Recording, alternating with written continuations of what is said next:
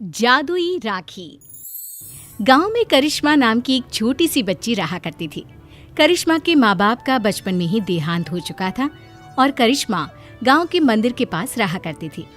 गांव के कुछ लोग उसे 2 वक्त का खाना दे दिया करते थे और मंदिर के पुजारी जी ने उसके मंदिर में रहने और सोने की व्यवस्था कर दी थी। अरे करिश्मा बेटा, आज सुबह से इतनी उदास क्यों बैठी हो? क्या बात है बेटा? कोई बात नहीं काका, रक्षाबंधन का त्योहार आ रहा है।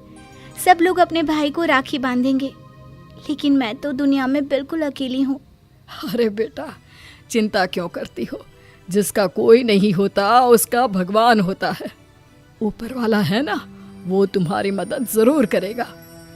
लेकिन भगवान असल में थोड़ी ना होते काका, भला वो मेरी मदद कैसे करेंगे? अरे बिटिया, ऐसे नहीं कहते।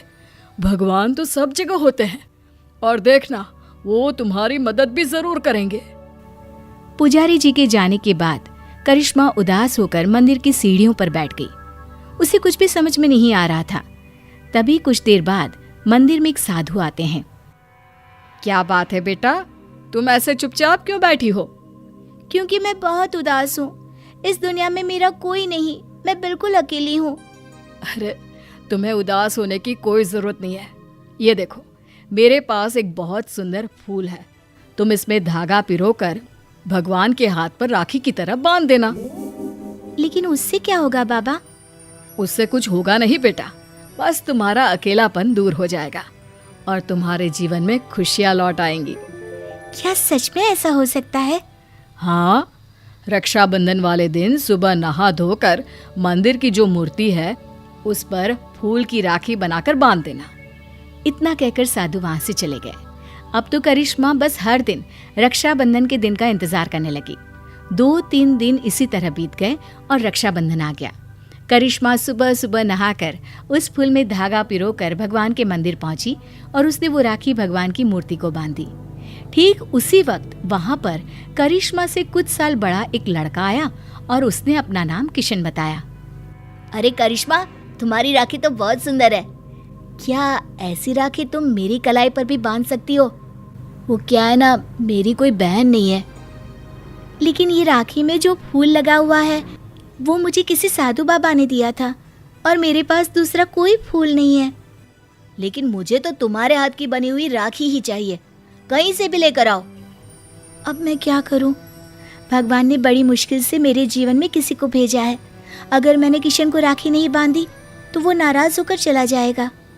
सोचते सोचते करिश्मा मंदिर के बगीचे में पहुंची और वहां से उसने फूलों की मदद से एक सुंदर सी राखी बनाई और मंदिर में पहुंची। ये देखो किशन, मैंने तुम्हारे लिए बहुत सुंदर राखी बनाई है। नहीं, मुझे वही राखी चाहिए जो तुमने भगवान को बांधी है। लेकिन ये कैसे हो सकता है? वो राखी तो मैं भगवान की मूर्ति को बांध चुकी हूँ। तो कोई बात नहीं, वहाँ से वो राखी उतार कर तुम मुझे बांध लो और ये जो नई राखी तुमने बनाई है वो ले जाकर भगवान को बांध दो। किशन के बार बार जिद करने पर करिश्मा ने ऐसा ही किया। जैसे ही करिश्मा ने किशन की कलाई पर राखी बांधी, देखो, अब तुम्हें मुझसे कोई गिफ्ट लेना होगा। जब भी कोई बहन अपने भाई की कलाई पर राखी बांधती है तो बदले में उसे कोई ना कोई तोहफा लेना ही पड़ता है। लेकिन मुझे तो कुछ नहीं चाहिए। लेकिन अब तुम्हारा भाई आ गया है ना, अब से तुम्हें किसी के आगे हाथ फैलाने की जरूरत नहीं है। चलो, मैं तुम्हारे नए घर में लेकर चलता हूँ। करिश्मा किशन के पीछे पीछे चल दी। कुछ ही दूरी पर एक बहुत सुंदर सा छोटा सा घर बना हुआ था। देखो करिश्मा, आज से ये तुम्हारा घर है। ये समझ लो कि तुम्हारे भाई ने तुम्हें रक्षाबंधन का तोहफा दिया है। ये घर तो बहुत सुंदर है, मैं यहाँ पर रह सकती हूँ? हाँ हाँ, बिल्कुल रह सकती हो। इतना कहकर किशन वहां से चला जाता है और करिश्मा अपने घर में रहने लगती है। उस घर में खाने पीने की सारी चीजें थी। करिश्मा बहुत खुश थी और गांव के लोग भी खुश थे। करिश्मा को रहने के लिए एक जगह जो मिल गई। कुछ दिनों के बाद किशन करिश्मा के घर आता है। देखो करिश्मा, ये तो जादू हो गया। तुम्हारी बनाई हुई राखी तो सोने के कंगन में बदल गई। लेकिन ऐसा कैसे हो सकता है? मैंने जो राखी बांधी थी वो तो एक साधारण सा फूल था। नहीं करिश्मा, वो कोई साधारण फूल नहीं था। अगर ऐसा होता तो वो सोने का कंगन नहीं बन जाता। लगता है ये साधु बाबा का ही जादू है। उन्होंने ही मुझे वो जादुई राखी दी थी। लेकिन मैं सोने के कंगन का क्या करूंगा? तुम इसे अपने पास रख लो, ये मेरे किसी काम का नहीं।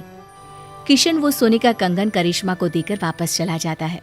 करिश्मा सोच में पड़ जाती है कि आखिर वो सोने के कंगन का क्या करे। तभी उसके दिमाग में एक तरकीब सूझती है। करिश्मा सोने की कंगन को बेचकर पैसे ले आती है और उन पैसों से उसने राखी बनाने का सामान खरीद लिया। इस तरह उसने अपनी एक राखी की दुकान खोली। अरे वाह करिश्मा, तुम्हारी राखी तो बहुत सुंदर है। सारी राखियां मैं खुद अपने हाथ से बनाती हूँ और ये ज्यादा महंगी भी नहीं है। हाँ, ये बात तो बिल्कुल सच है। तुम्हारी राखी बहुत सस्ती और सुंदर है। सही कह रहे हो भाई।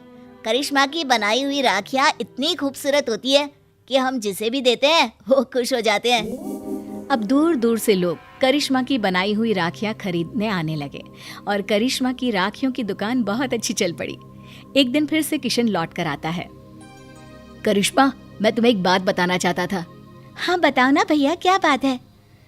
देखो करिश्मा, मैं उन साधु बाबा का ही एक शिष्य हूँ और उन्होंने ही मुझे तुम्हारे पास भेजा था। वो तुम्हारे बारे में जानना चाहते थे कि तुम कितनी ईमानदार हो, इसीलिए वो सोने का कंगन मैंने तुम्हें दिया था और तुमने उस सोने के कंगन का उपयोग एक अच्छे काम में किया है। इसलिए साधु बाबा और मैं, हम दोनों ही तुमसे बहुत खुश हैं और हम दोनों का आशीर्वाद तुम्हारे साथ है। अब आने वाले जीवन में तुम्हें किसी भी प्रकार की परेशानी का सामना नहीं करना पड़ेगा। किशन भैया, तुम्हारे जैसा भाई और साधु बाबा जैसे गुरु पाकर मेरा तो जीवन ही सफल हो गया। मेरी मदद करने के लिए बहुत बहुत धन्यवाद। आपकी दी हुई जादुई राखी ने सच में मेरा जीवन बदल दिया।